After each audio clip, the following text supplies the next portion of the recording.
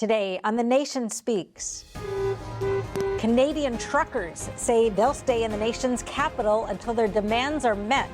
Benjamin Dichter, Freedom Convoy 2022 coordinator, explains what it's all about. And on the American side of the border, truckers are organizing to support the Canadian movement. Denby Melisha Morgan is behind the Convoy to Save America. And in our first America Q&A, we ask, do you think it's time for the United States to follow many European countries and lift mandates and lockdowns nationwide? Finally, in our second America Q&A, if you could choose to walk around in anyone's shoes for a day, whose would they be? Hello and welcome to The Nation Speaks. I'm your host, Cindy Drucker. In Canada, there is a standoff, the likes of which I'm not sure the country has seen before. Truckers, they started out from Western Canada, and they grew in numbers as they drove across the country, finally reaching the nation's capital, Ottawa, on January 29th, where they say they plan to stay until their demands are met. The engines of the protest ignited over new rules from Ottawa. Those rules ban unvaccinated foreign truckers from entering Canada entirely, and if an unvaccinated Canadian trucker goes to the U.S., they're subject to a PCR test and 14 days of quarantine when they come back. That effectively shuts them out of all cross-border deliveries. For the last 2 years, truckers have been considered essential workers and exempt from entry requirements like these. Now that they've been imposed, the truckers say they've had enough. We're joined now by one of the coordinators of Canada's Freedom Convoy 2022, Benjamin Dichter, and Denby Melisha Morgan, the organizer of the Convoy to Save America. Welcome to both of you. Thank you. How you doing? Benjamin, can we start with you? Can you give us a brief high-level overview of what things look like in Ottawa right now? Who's there? How big is it? What's the response been like? The response has been amazing and overwhelming, and something I never would have thought I would experience in Canada. The amount of support and unity amongst people, and not only that, initially when we started, you always get worried about what's going to be the response from law enforcement, and we've gone out of our way just to show we're good custodians, despite what the fake news says. And, we've been cleaning up, shoveling, putting garbage in garbage bags. We have all our emergency routes planned in case there's emergency vehicles that need to get through. And after a few days and talking with police on the ground, it seems to be that strategy worked because they understand that it's a peaceful, family-orientated event where people can bring their kids. It's gone off well without a hitch, to the point that police have said to us, okay, it's been a week. We see you guys are on the ball. You got a good control center. Everybody's behaving. So we are going to be hands off. Just make sure it doesn't get out of control. But as long as it doesn't, this is something that warrants a political solution.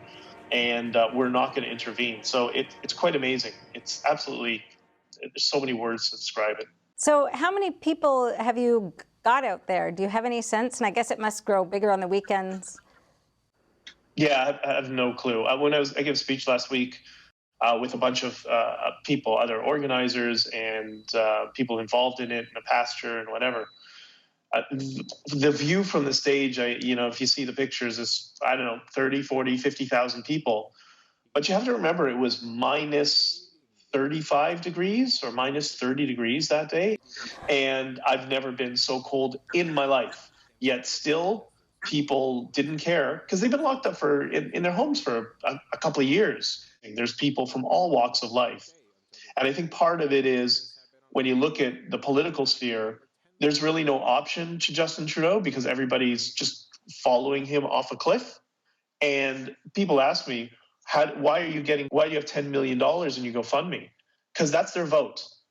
It's not even about the money. All the money's going to the truckers, but it's not even about that. It's them signaling to the political class and to everybody, you're the official opposition. That's what's happened. Basically, you're saying that even the main opposition party, the Conservatives, haven't been against the mandates, haven't been against the lockdowns, although their leader was just ousted and there's a new leader in who seems to be supporting the truckers. Is that a victory for you guys? Yes. Aaron O'Toole was in the sights of many people, the previous leader.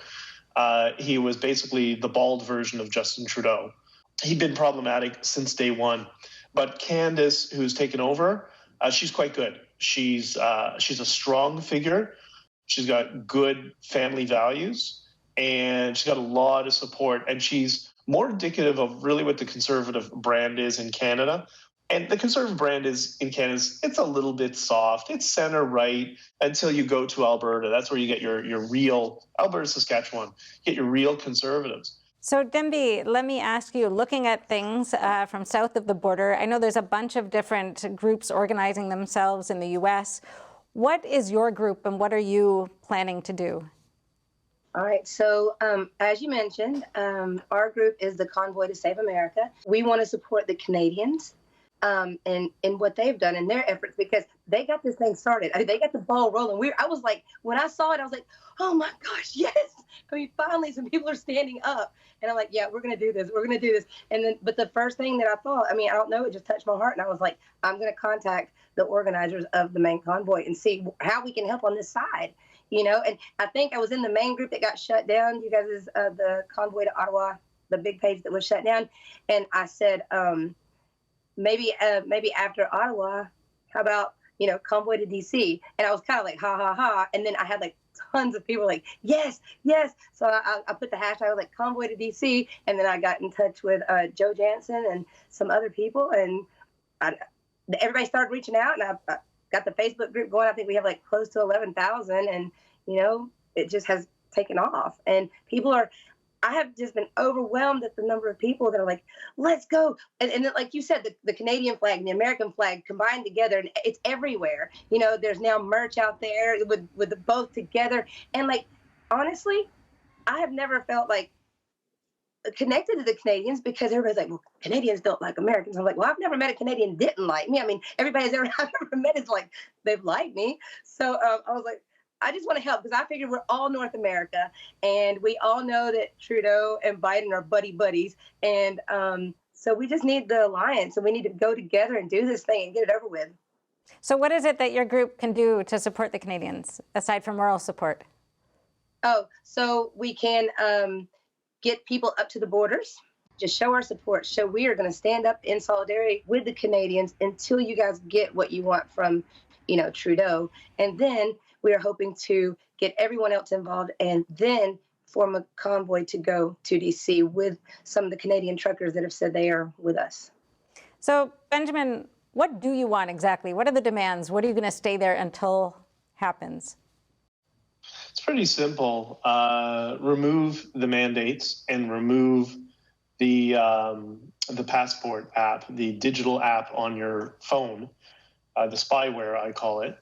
And abolish those two things, and then we're good to go. I think we're actually getting somewhere.